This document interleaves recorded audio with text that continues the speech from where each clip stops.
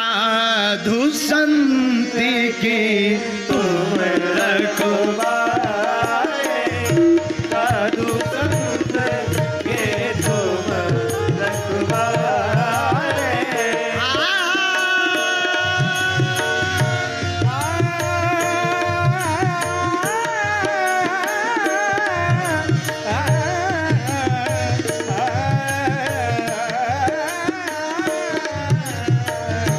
साधु संत के तुम रखवारे, साधु संत के तुम रखवारे।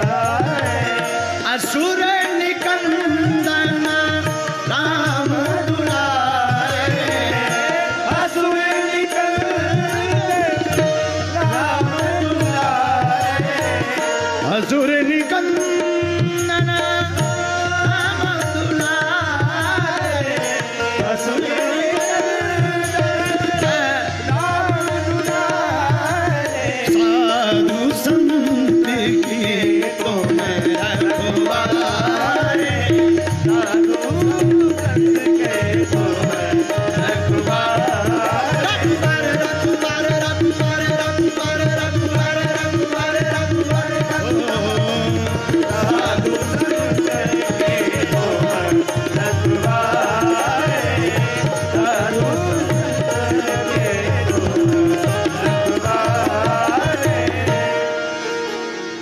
हनुमान जी जैसा महात्मा, हनुमान जी जैसा परमात्मा महात्माओं के रक्षक हैं हमारे श्री हनुमान जी महाराज।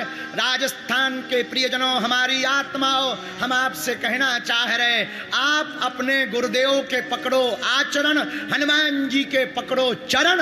अगर गुरु के आचरण और हनुमान जी के चरण पकड़ोगे तो तुम्हारा संकट तुम्हारा नहीं होगा, पर तुम्हारे संकट की जिम्मेदारी हमारे वीर बजरंग बली की हो जाएगी। एक बात और, अब अगला प्रश्न है, कौन सा प्रश्न? हनुमान जी की कृपा कैसे होगी? हनुमान जी की हनुमान चालीसा भर पढ़ लेने से कृपा नहीं होगी, ठटरी के बने। क्योंकि तुम लोग हनुमान चालीसा पढ़ते नहीं हो, रटते हो। पढ़ते नहीं हो, रटते हो। पढ़ना अलग है। तुम क्या करते हो? बाथरूम में सावन लक्ष्य बुआए लगा रहे, जय हनुमान ज्ञान गुण सागर, भूत पिशाच निकट नहीं आवे। अभी तो तुम्हारे भीतर से ही भूत निकल रहा है भैया।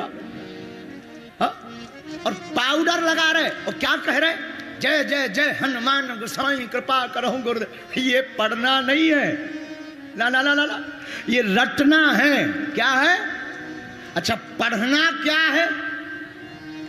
हम नहीं कह रहे। हनुमान चालीसा पढ़िए, उसी में उत्तर लिखा, जो यह पढ़े हनुमान चालीसा होए सिद्ध साखी गौरी। आचार्य जी क्या लिखा? जो यह पढ़े हनुमान चालीसा। ये नहीं लिखा कि जो यह रटे। क्या लिखा? बोलो बोलो बोलो बोलो बोलो बोलो। जो यह पढ़े, पढ़ने का मतलब बैठ जाइए, पुस्तक लीजिए, एक एक पेज पलटाइए, बहुत ध्यान पूर्वक एक एक चौपाई पढ़िए, ध्यान में रखिए। उस चौपाई के अर्थ का, चरित्र को अपने चित्त में चिपकाइए। जब आप इस प्रकार से हनुमान चालीसा पढ़ेंगे तभी हनुमान जी की कृपा आप पर होगी।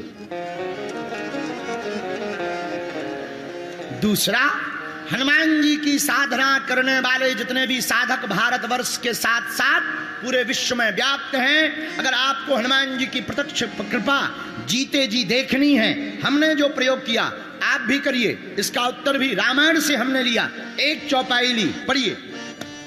श्रुति सिद्धांत यह है उरेगा,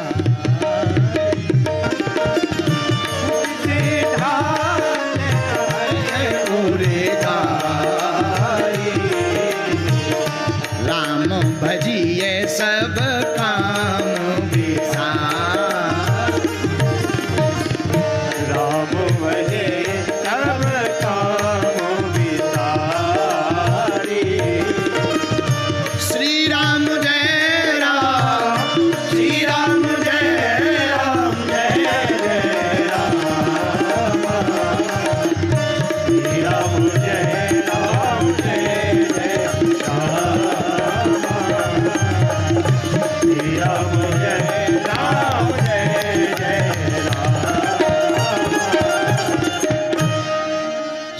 कोटि सिद्धांत यह उरगारी, राम भजिए सब काम विसारी। इस चौपाई का अर्थ है हम लोगों को राम जी का भजन ऐसे करना चाहिए कि संसार का ध्यान ना रहे और प्रभु के भजन में मन लगा रहे। राम भजिए सब काम विसारी। इसी बात को गुरु नानक जी ने भी कहा। नानक देव कहते हैं चढ़त राम पिबत राम रस चढ़त खुमारी। इसको खुमारी कहा, तुलसीदास जी ने विसारी कहा, रामानंदाचार्य जी ने इसको सुरति कहा। इसका मतलब क्या? कभी कभी गायक जब गाना गाता है और जब वो अपनी वो पीक पर पहुंचता है, जब वो अपनी मस्ती पर पहुंचता है, तो गायक अपने सुर में इतना मदमस्त हो जाता है, उसे ये ध्यान नहीं रहता कि वो बाथरूम में गा रहा है कि रोड पर गा रहा है। जब कलाकार पेंटिंग बनाता है और वो जब पेंटिंग बनाते बनाते डूब जाता है, तो वो ये भूल जाता है कि उसने पानी कब से नहीं पिया और भोजन कब से नहीं किया। जब वो मस्त हो जाता है। जब कोई नर्तकी नृत्य करती है तो नाचते नाचते नाचते वो भूल जाती है कि मैं दरबार में नाच रही हूं या किसी के द्वार पर नाच रही हूं। उसी प्रकार भगवान के भक्त को भी इस प्रकार से भगवान की भक्ति में, साधक को साध्य की भक्ति में, भक्त को भगवान की भक्ति में, उपासक को उपास्य की भक्ति में, पूजक को पूज्य की भक्ति में, शिष्य को गुरु की भक्ति में, पुत्र को पिता की भक्ति में भैया डूब जाना चाहिए। जैसे दूध में पानी मिल जाता है वैसे ही भक्त और भगवान को मिल जाना चाहिए। इतना डूब जाना चाहिए। कौन डूबा रहा? महलों में पड़ी बन के जोगन चली, मीरा रानी दीवानी ऐसी लागी लगन, मीरा हो गई मगन, वो तो गली गली हरी गुण गाए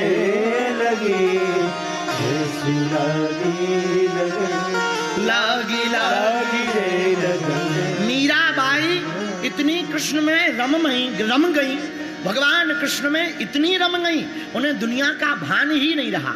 मीरा की तरह, स्वामी रामकृष्ण परमहंस की तरह वो माता काली को भोजन कराने जाते, माता काली के मंदिर में। और जब भोजन कराने जाते प्रियजनों, तो वो माँ भगवती भद्रकाली से बात करते करते करते करते इतने डूब जाते, कब सुबह से शाम हो जाती पता ही नहीं लगती। आंखों में आंसू। और रामकृष्ण परमहंस माँ काली, दक्षिणेश्वरी काली के मंदिर में बैठे और आंख में आंसू भर करके कहते, माँ माँ माँ। और कोई पीछे से आकर धोखे से कह दे माँ, तो रामकृष्ण परमहंस शरीर लौंच लेते, बालों को लौंच लेते, जमीन को कुरेद देते, शरीर में रक्त निकलने लगता, खून निकलने लगता और दोनों बाहें फैलाकर चिल्लाने लगते, माँ माँ माँ। और भैया देखते ही देखते दक्षिणेश्वरी कलकत्ता में विराजमान मां भगवती भद्रकाली के मंदिर में अट्टहास करती हुई मां काली प्रकट होकर के गले लगा लेती है। वो डूब जाते, उन्हें भान नहीं रहता।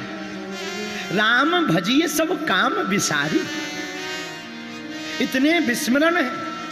मेरे पागलों, हम लोगों को भी अगर हनुमान जी की कृपा पानी है ना, हनुमान जी की भक्ति में डूब जाओ। डूबने का मतलब ये नहीं है कि तुम बाबा बनो, या तुम पत्नी को छोड़ो, या तुम पति को छोड़ो, ना ना ना, तुम जहां हो वैसे ही रहो। बस एक उपाय करना है। क्या?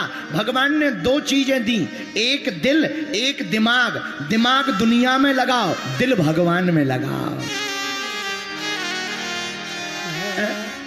क्या करना है? दिमाग दुनिया में, दिल भगवान में। और हम लोगों ने कर दिया उल्टा।